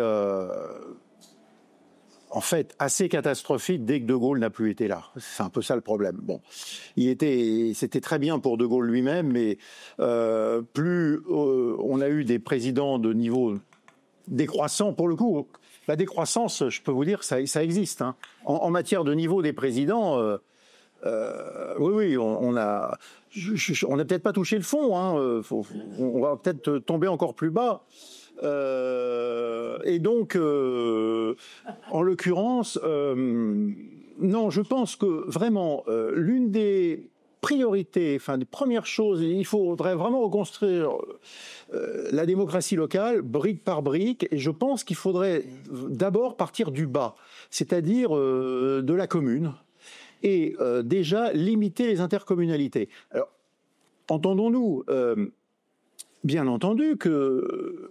Quand vous avez un village de 300 habitants, ça peut être intéressant d'avoir des intercommunalités. Mais il y en a d'autres qui sont toxiques. Quand vous avez... il était question, ça s'est pas fait, mais on n'en était pas loin, de fusionner Boulogne et ici les Moulineaux. Donc, Boulogne, il y a déjà 110 000 habitants. Ici les Moulineaux, il y en a 80 000. Ce sont déjà des très grandes villes. Ce sont déjà des villes qui sont un peu grandes pour l'échelon démocratique. Bon, après, elles ont une identité, on ne va pas les partager en deux. Encore qu'on pourrait repartager Boulogne entre Boulogne d'un côté et Billancourt, qui auparavant étaient deux communes. Mais simplement, quand une ville a déjà 100 000 habitants, ça n'a aucun sens de la faire entrer dans une intercommunalité plus grande. Or, vous avez vous avez, par exemple, dans les Hauts-de-Seine, des intercommunalités. Vous en aviez une qui devait s'appeler GPSO, Grand Paris Seine-Ouest, etc., qui avait 4 ou 5 communes, et ça a été jugé trop petit. Maintenant, ils ont rajouté encore 2-3 communes. Donc, vous avez une intercommunalité avec pas loin de 400 000 habitants. Je veux dire, c'est par définition antidémocratique. Autant c'est intéressant pour des bourgs qui n'ont pas une taille critique de leur proposer une intercommunalité jusqu'à ce qu'ils atteignent un seuil minimum, par exemple de 10 000 habitants, etc. Bon, ça dépend pourquoi faire, etc. Ou des intercommunalités à géométrie variable. Hein. C'était auparavant les SICOM, les syndicats intercommunaux. Autant, à un moment donné, quand vous avez déjà 100 000 habitants, l'intercommunalité, par définition, c'est moins de démocratie. Et là, il faut rien lâcher sur la nécessité de la démocratie. Donc, ça veut dire que les élus communautaires, personne ne les connaît, en fait. Et les administrations communautaires de la communauté Grand Paris Seine-Ouest, par exemple, personne ne les connaît non plus. Donc, au contraire, il faut faire redescendre tout ce qui peut redescendre à une échelle plus appropriée. Alors, il y a aussi autre chose. Hein, c'est, si vous voulez, toute la démocratie locale a été déconstruite. Vous aviez, il y a 60 ans, un conseiller général, qu'on appelle conseiller départemental, pour 25 000 habitants. Bon, maintenant, avec ce système de parité, ça correspond à peu près 50 000 habitants, avec des découpages parfois complètement insensés, dans lesquels des communes ne sont pas associées avec celle qui est juste à côté et avec lesquelles elles ont vraiment des liens, et sont associées à une autre qui est de l'autre côté d'un fleuve, avec lesquelles il y a très peu de liens, parce qu'il y a une demi-heure d'embouteillage à chaque fois qu'on veut traverser le fleuve. Donc tout ça a été déconstruit et n'a plus aucune cohérence.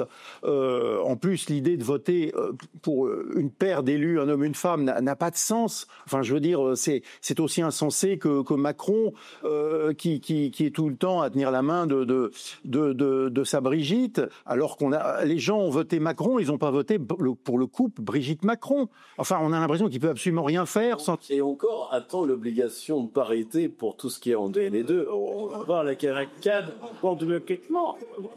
Et alors, il y a maintenant obligation de parité pour les toutes petites communes, ce qui va donner quelque chose de totalement aberrant. C'est-à-dire que on va chercher des gens qui vont pas être motivés et il y aura plus de place pour des gens qui eux peuvent être éventuellement motivés, qu'ils soient hommes ou femmes, quoi. Enfin, cette obsession est ou autre, voilà. Vraiment pas qu'on soit... oui, absolument. Solution administrative. Il faut que soyons inclusifs, plus.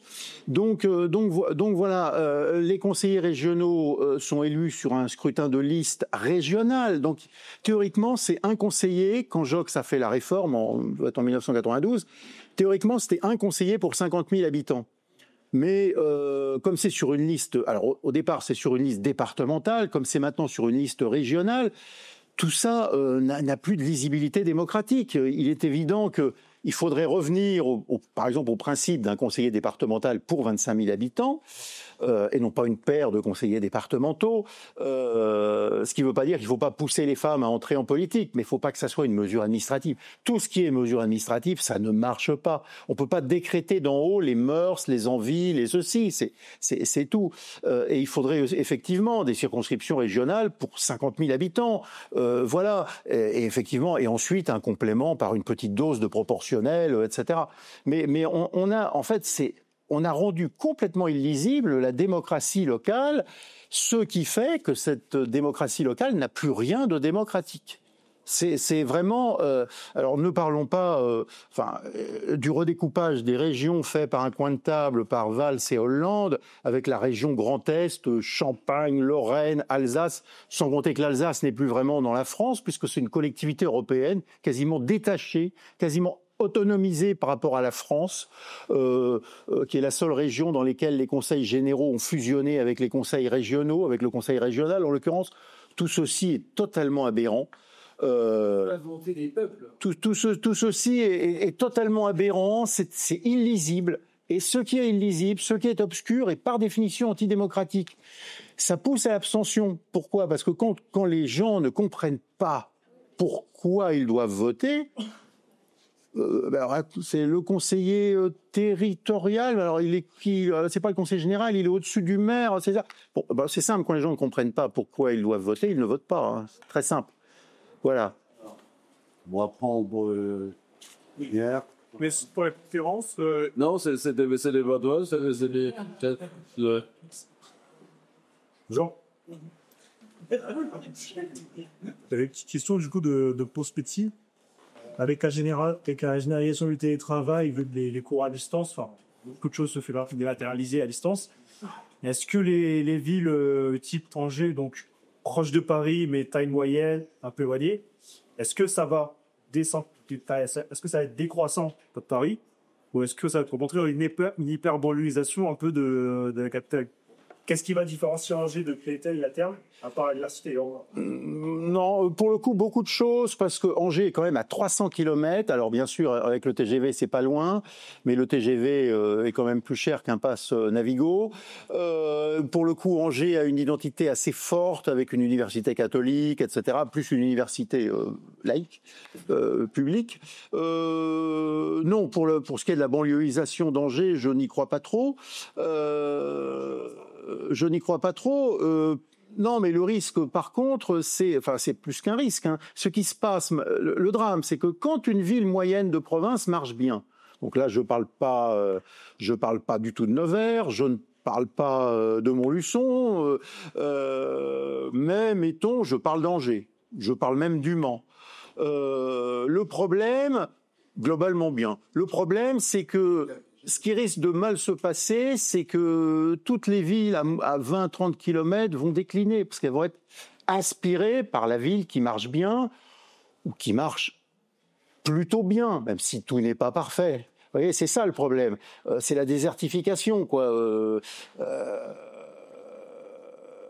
Est-ce que vous pouvez me citer une seule ville à 50 km autour de Nantes?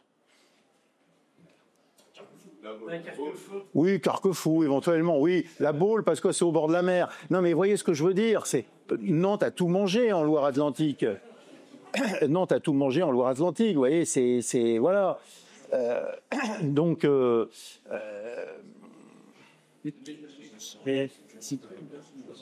Monsieur? Et vous? Oui, j'ai une question.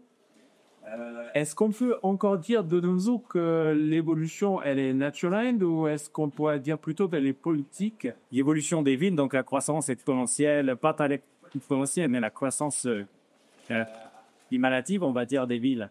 Est-ce qu'elle est naturelle ou est-ce qu'elle est politique, le même jour? Politique, j'entends le Forum d'économie mondiale, par exemple, dans sa proposition des 15 000.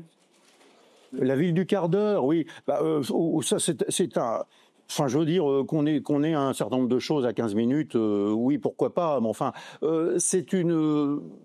Bon, je veux dire, c'est un slogan gadget, hein, comme la plupart des slogans utilisés par les maires des grandes agglomérations. Je prends plus au sérieux les maires des petites villes, qui sont des gens un petit peu plus sérieux. Bon, si vous voulez, l'efficacité d'un maire est en général inversement proportionnelle au nombre de conseillers qu'il a autour de lui. Bon, quand vous voyez que la mairie de Paris a 400 conseillers à la communication, ça vous donne une idée de ce que j'estime être l'efficacité du maire lui-même, quoi. Vous voyez. Donc, en l'occurrence, non, la vraie question, c'est la société dans laquelle on est. On est dans une société de consommation, d'hypermarché, et non plus dans une société de production. On est dans une société aussi d'immigration et non pas de cohésion nationale. On est dans une société d'égoïsme et de consommation, voilà, et non pas dans une société d'intégration et de solidarité locale. Voilà, le problème, il est là. Moi, je pense qu'il y a le retour des petites villes, des villes moyennes, n'est pas dissociable de la réindustrialisation de la France. Et alors ça, c'est un programme considérable. Hein. C'est la question essentielle. Hein. La question essentielle, la détertiarisation de la France. Il y a beaucoup trop de gens qui travaillent dans le tertiaire en France. Donc, il faut détertiariser la France. Voilà. Et il faudra aussi une fiscalité qui soit plus intéressante pour les gens qui travaillent dans des métiers productifs que pour les gens qui travaillent dans des métiers improductifs. Vous voyez, voilà. Il faudrait une surfiscalisation des métiers qui servent à rien, comme conseiller financier, banquier, etc. Vous voyez, c'est... La bourse pourrait être supprimée. Enfin, moi, je suis tout à fait d'accord avec Frédéric Lordon pour la suppression de la bourse. On va prendre les 3 dernières. Monsieur au fond, puis monsieur au fond, puis toi pour terminer. Sans suivant, vous êtes passé rapidement sur des chances de Dubaï pour votre conférence. Pas mal de méga projets commencent à prendre le bout d'idée, notamment sur la plaque asiatique. Dubaï, les projets NEOM en Arabie Saoudite. Oui. La nouvelle capitale égyptienne, Naïdou pour les Birmans, et encore une... Pour les Birmans, il y a une nouvelle capitale. Oui. Ah, d'accord. Oui, je ne savais pas. Non, très bien. Merci de l'information. Est-ce que vous avez jeté un regard critique sur ces différents projets? Est-ce qu'il y en a qui distinguaient, ou est-ce que c'est plus à rejeter? Ils sont certainement pas tous à rejeter.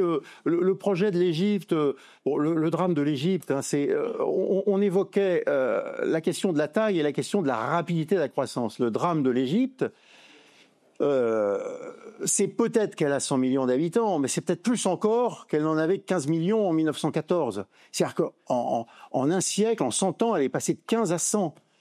Et ça, c'est trop rapide. Ensuite, je comprends très bien les Égyptiens, enfin le projet du gouvernement de créer une nouvelle capitale plus au sud. Ça pose des tas de problèmes hein, de captation de l'eau du Nil, enfin bon, et de rivalité, enfin d'intérêts opposés avec le Soudan. Enfin bref, j'entre pas là-dedans, mais grosse question géopolitique.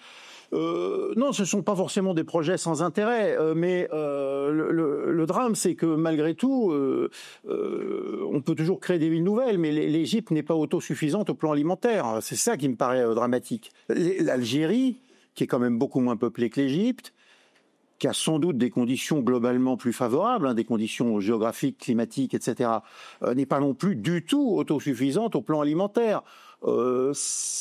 Ça, pour le coup, c'est plus important que la question de créer des villes nouvelles. Hein. C'est fondamentalement.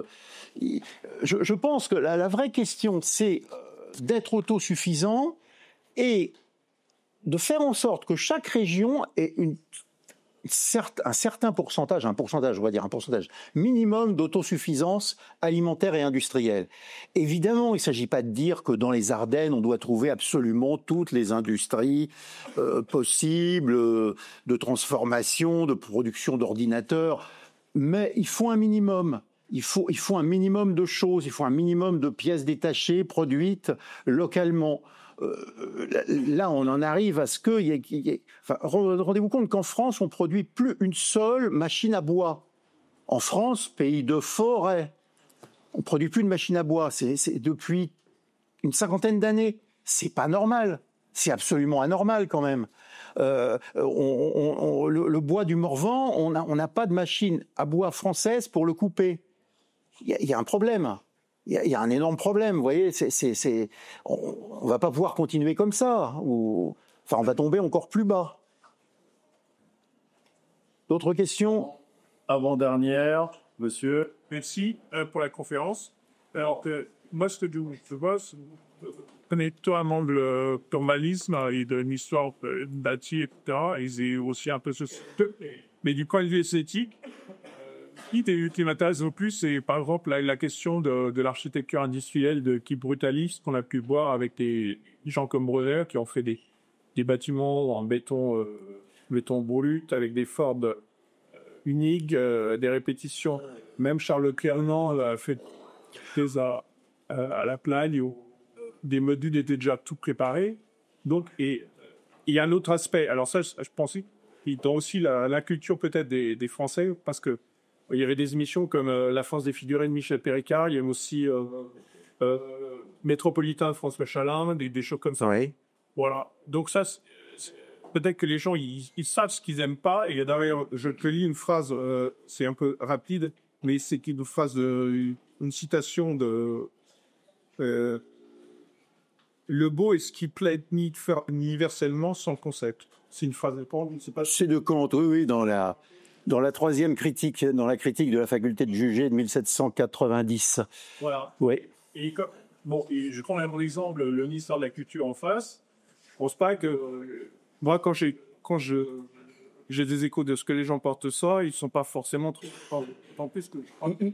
J'ai pas entendu ce que vous disiez. Les gens ne sont pas forcément... Ouais, très contents de ça. Parce que, en fait, dans l'architecture, le problème, c'est qu'il faut créer un précédent en création. Et ça veut dire chambouler un peu tous les codes, etc. Parce que l'architecte, il y a des architectes qui sont peut-être des gens sans ego, mais ça ne va pas courir les rues. Ce qu'ils veulent souvent, c'est dire des choses, et des choses qui marquent leur époque, et laisser une phrase. Et il y a aussi toutes les contradictions. Je prends l'exemple. Je connaissais un gars qui a une vision de société. Il habitait en ville, la Tour Montparnasse. Alors, il était très content parce que il avait la vue sur Paris.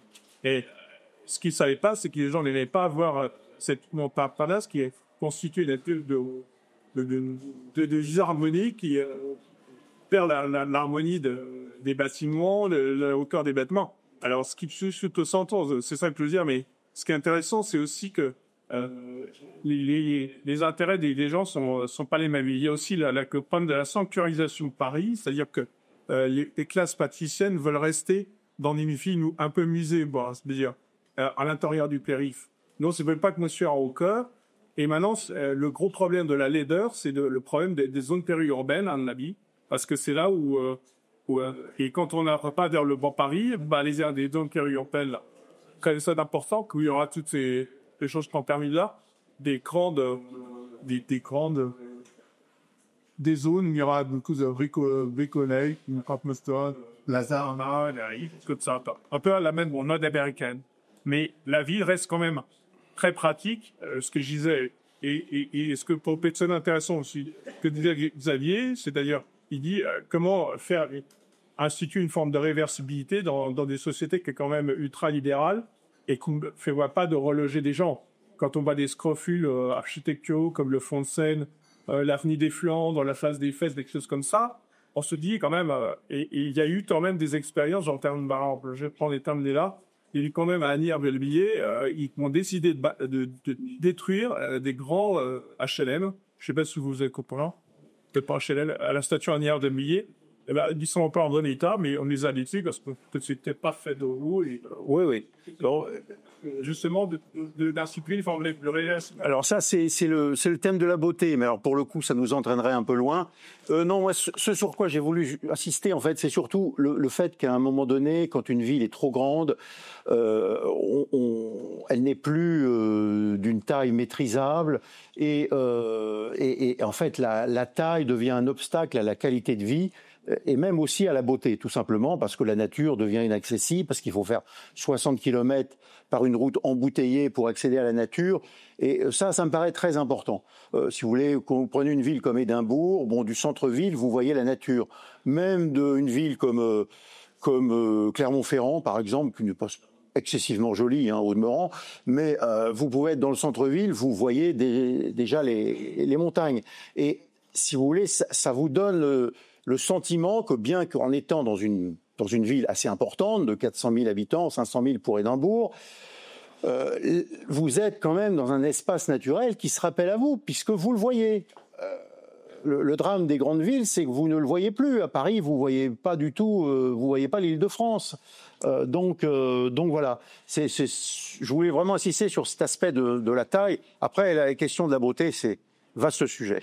Et d'ailleurs, ça rappelle la fois de Fergie en Los, qui disait au cœur qu'il allait avoir Fen. On s'allait disait la même chose. Donc, la même question. Fontaine du Nord, c'est même au Serra de. Bonsoir. Ouais. Bonsoir monsieur, merci de votre conférence. Pour revenir peut-être à un sujet plus urbaniste, est-ce que par exemple si on prend un cas d'école qui était la la ville de Brasilia qui avait été construite ex nihilo dans les années 60. Est-ce que pensez-vous que les problèmes qu'elle connaît actuellement sont d'ordre de ce que vous avez décrit? Est-ce que pour vous, typiquement, cette ville qui était bâtie un peu de façon utopique incarne ce que vous laissez? Alors, pratiquement tout le monde est d'accord sur le fait que Brasilia marche pas. C'est ce que d'ailleurs disait aussi Jacques Attali. Je suis pas toujours d'accord avec Jacques Attali, c'est pas la question, mais pour le coup, il a beaucoup voyagé. Et oui, tout le monde. Alors pourquoi ça marche pas? D'une part, c'est complètement artificiel, c'est-à-dire qu'il n'y a même pas un noyau historique. Complètement artificiel. C'est pas une extension sur une base historiquement existante, mais en plus c'est totalement surdimensionné, mais totalement. Si vous voulez comparer Le Havre, qui a quand même complètement été reconstruit, Le Havre c'est pas mal. C'est Auguste Perret. C'est pas mal. Pourquoi? Parce que c'est très généreux, c'est parfois un peu surdimensionné, mais c'est pas délirant. Ça reste gérable. Le Havre, Brasilia, c'est de la dinguerie, quoi. C'est hyper surdimensionné. En fait, le pari, ça a été que, on peut imaginer que Rio et São Paulo se vident. Mais non, mais les gens aimaient bien rester dans les villes historiques. Et d'ailleurs, pas seulement les deux villes que j'ai citées, mais aussi des villes qui ont fait beaucoup d'efforts en matière d'écologie au Brésil, comme Curitiba, par exemple, qui est très connue pour être en pointe dans l'écologie, et puis qui est une ville, disons, moyenne, toutes choses égales par ailleurs, à l'échelle du Brésil, qui est quand même un très grand pays. Donc effectivement, non, mais ça a été complètement surdimensionné, Brasilia. C'est créer une capitale de toutes pièces, c'est très délicat. Alors, bon, il y a quelques cas où ça a marché à peu près. Madrid est à certains égards un petit peu une ville nouvelle, mais enfin, elle a eu le temps de sédimenter. Hein. C'est pas du même ordre que Brasilia. Voilà. Mais c'est vrai que de toute façon, les grands espaces vides, c'est une catastrophe pour une ville. Même pour les grands ensembles. Le problème des grands ensembles, c'est qu'au kilomètre carré, la densité d'habitants est 4 ou 5 fois inférieure au 15e arrondissement ou au 16e arrondissement. Or, vous préférez habiter le 15e ou la Courneuve, vous préférez habiter le 15e. Et pourtant, on dit toujours « Ah, mais on fait trop de densité, trop de béton. » Mais non, mais c'est pas forcément du béton, ça peut être de la pierre de taille. Mais le 15e et le 16e, en nombre d'habitants au kilomètre carré, c'est 4 à 5 fois plus dense que la Courneuve. Mais c'est beaucoup plus agréable. Parce que, à la limite, vous avez des jardins dans le 15e et le 16e qui sont de vrais jardins. Et dans un certain nombre de banlieues, je ne veux pas d'ailleurs en rajouter trop sur la Courneuve, qui est un peu emblématique, mais qui n'est pas forcément toujours la ville la plus cauchemardesque. Hein. Mais vous avez aussi des espaces qui sont non construits, mais qui ne sont pas pour autant agréables. Par exemple, les espaces où il y a des rodéos urbains à la campagne. C'est pas du tout, vous voyez, c'est pas construit, mais personne en profite, si ce n'est les gens qui saccagent ces espaces, juste précisément avec les rodéos urbains. Voyez ce que je veux dire? C'est attention, des espaces inappropriés sont dans une société libérale appropriés par la violence, par des gangs violents. C'est ça le principe. Alors attention aux espaces entre guillemets libres de toute occupation, parce qu'ils resteront pas libres de toute occupation indéfiniment. Ça sera des points de deal, des points de prostitution, des points de ceci, des points de cela, des points de rencontre pour des go-fast. Voilà. Voilà. Chers camarades, si tu veux plus de contenu, de réinformation, d'éducation populaire et de formation intellectuelle, n'hésite pas à faire un don sur notre page Tipeee.